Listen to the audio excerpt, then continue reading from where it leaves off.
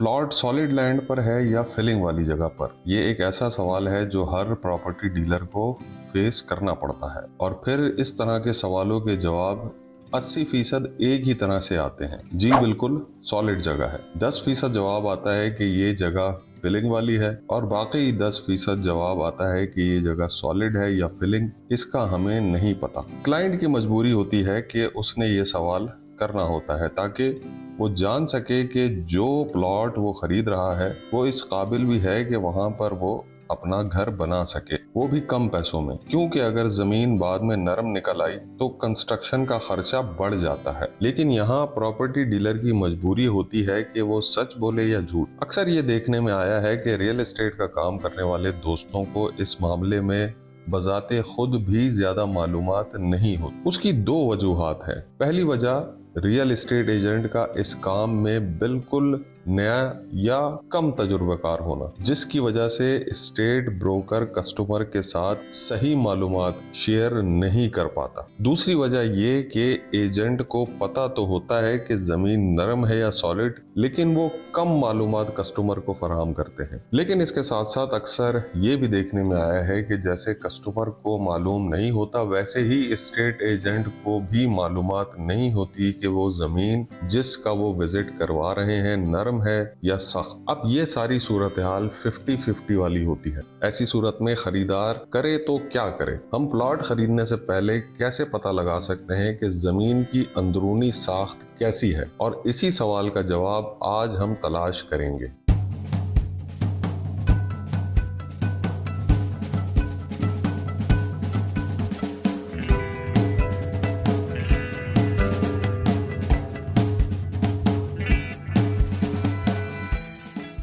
Topic शुरू करने से पहले जमीन सॉलिड जरूरी है या नहीं, ये सब कुछ घर की कंस्ट्रक्शन पर डिपेंड करता है। प्लॉट खरीदने से पहले जमीन की साख्त मालूम करने के चंद प्रैक्टिकल तरीके तो मौजूद हैं, जिनसे करीब करीब अंदाजा लगाया जा सकता है कि जमीन कितनी सख्त है। लेकिन इसका हतमी फैसला सॉइल टेस्ट के जरिए ही मालूम हो सकता है कि जमीन की लोड बेरिंग कैपेसिटी कितनी है, मतलब जमीन कितना वजन बर्दाश्त कर सकती है। लेकिन इसके लिए जरूरी है कि सेलर ने सॉइल टेस्ट करवा कर रखा हो। मगर अक्सर ऐसा देखने में आया है कि जिन लोगों ने प्लॉटों की खरीदो फरोख्त लगाई हुई होती है वो इस झंझट में नहीं पड़ते। अब सिचुएशन सारी ये है कि डीलर को भी नहीं पता कि जमीन कैसी है, जमीन का सॉइल टेस्ट भी नहीं हुआ और आपको जगह पसंद है। अब करें तो क्या करें? पहला तरीका, जो कि बहुत आसान है, अगर तो उस इलाके में घर बने हुए हैं तो 2-3 घरों से जाकर के मालूमात हासिल कर लें कि उन्होंने घर बनवाते वक्त जो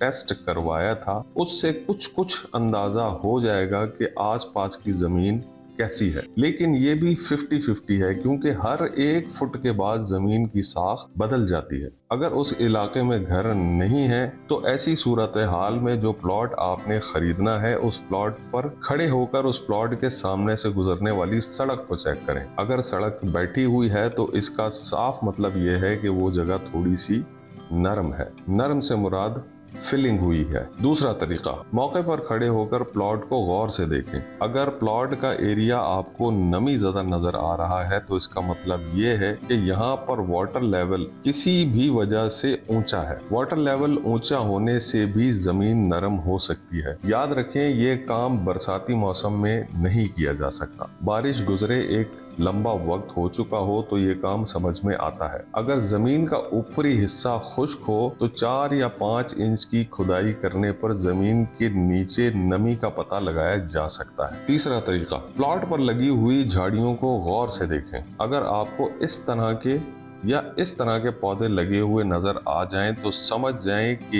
ये जगह भी नरम हो सकती है, लेकिन 30-70%, क्योंकि इन पौधों के बीज भी हवा के जरिए इधर उधर गिरकर नया पौधा तैयार करते हैं। मगर ज्यादा चांस यही होते हैं कि ये पौधे सीलन ज़्यादा जमीन में ज्यादा तेजी से नशोनुमा हासिल करते हैं। चौथा तरीका, पहले बताए हुए तरीकों में से अगर कोई तरीका मुश्किल लग रहा हो یا آپ مجبوری میں اپنے علاقے یا شہر سے دور ہوں تو ایسی صورت میں ڈیجیٹل ٹیکنالوجی کا استعمال کریں۔ اس مقصد کے لیے اپنے گھر میں موجود ایسے فرد کا انتخاب کریں جو موبائل زیادہ استعمال کرتا ہو یا کرتی ہو۔ ایسے بندے کو اسی کام پر لگائیں۔ اسے پلاٹ کا عرض البلد اور طول البلد انگریزی ترجمہ لیٹیٹیوڈ اور لانگیٹیوڈ معلوم کرنے کا کہیں۔ اب سوال یہ پیدا ہوتا ہے کہ یہ نکلے گا کیسے؟ اس کا طریقہ میں آپ کو بتا دیتا ہوں۔ جب آپ موبائل یا کمپیوٹر سے گوگل میپ پر کسی بھی جگہ زیادہ دیر تک پریس کرتے ہیں تو میپ اس جگہ کا لیٹیٹیوڈ اور لانگیٹیوڈ نکال دیتا ہے۔ ایک بات یاد رہے کہ یہ لیٹیٹیوڈ اور لانگیٹیوڈ ہر 1 میٹر کے بعد بدلتے رہتے ہیں، لہٰذا کوشش کریں کہ آپ جس جگہ کا بھی لیٹیٹیوڈ اور لانگیٹیوڈ کاپی کر رہے ہیں وہ جگہ قریب قریب ٹھیک وہی ہو جو آپ نے دیکھی ہو۔ ہم اس چیز کو اب لیپ ٹاپ کی اسکرین کے اوپر چیک کریں گے اور 2 ایگزامپل سیٹ کریں گے جہاں سے آپ اندازہ لگا سکتے ہیں کہ اس سے آپ کو قریب قریب یہ اندازہ ضرور ہو جائے گا کہ میری جگہ جو میں پلاٹ یا جگہ لینے کے لیے جا رہا ہوں وہ جگہ کوئی کھائی والی تو نہیں تھی یا اس جگہ پر پہلے پہاڑ تو نہیں تھا۔ تو دونوں چیزیں آپ کے سامنے آ جائیں گی۔ ایٹ لیسٹ اس چیز سے آپ کو یہ فائدہ ہو جائے گا کہ آپ جو جگہ خرید رہے ہیں وہ آج سے سال پہلے، 2 سال پہلے، 3 سال پہلے، 4 سال پہلے کس طرح کی تھی۔ اب لیٹیٹیوڈ اور لانگیٹیوڈ تو آپ نے گوگل میپ سے لے لیا، لیکن اگلا کام آپ کا گوگل ارتھ کرے گا۔ اس کے لیے آپ کو اپنے لیپ ٹاپ یا کمپیوٹر پہ جانا پڑے گا۔ وہاں پہ جا کے آپ کو گوگل ارتھ کھولنا پڑے گا۔ جب آپ گوگل ارتھ کھولیں گے تو مثال کے طور پہ جیسا کہ اس وقت آپ کو اسکرین پہ نظر آ رہا ہے کہ میں نے گوگل میپ سے ایک جگہ کاپی کر لی ہے۔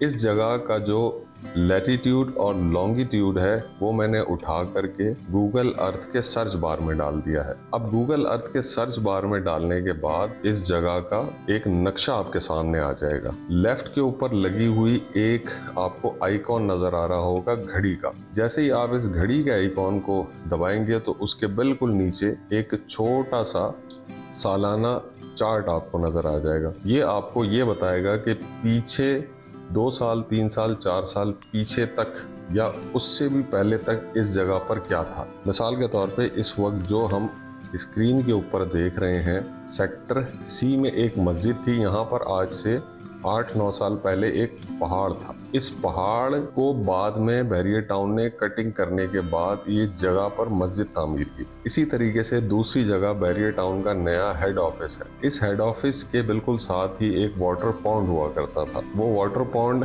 ڈرائی کر کے اس کے بعد وہاں پر پلاٹنگ کی گئی اور اس پلاٹنگ کے ساتھ ہی پھر وہاں قریب ہی بحریہ ٹاؤن کا ہیڈ آفس بنا لیا گیا۔ ایٹ لیسٹ آپ کو یہ جو معلومات ہے یہ آپ کو قریب قریب وہ جگہ جو آپ پرچیز کرنا چاہ رہے ہیں اس کے بالکل قریب لے جائے گی کہ آیا یہ جگہ ماضی میں کس طرح کی تھی۔ اس سے 2 فائدے ہوں گے۔ پہلا فائدہ یہ کہ آپ ریئل اسٹیٹ ایجنٹ سے جو آپ نے معلومات لینی ہوتی ہے آپ پہلے سے پریپیئر ہو جاؤ گے کہ ہاں یہ جگہ پہلے سالڈ تھی یا یہاں پر کوئی واٹر پونڈ تھا یا یہاں پر کوئی پانی کی گزرگاہ تھی یا کوئی کھائیاں وغیرہ۔ امید ہے آپ کو میری آج کی یہ ویڈیو پسند آئی ہوگی۔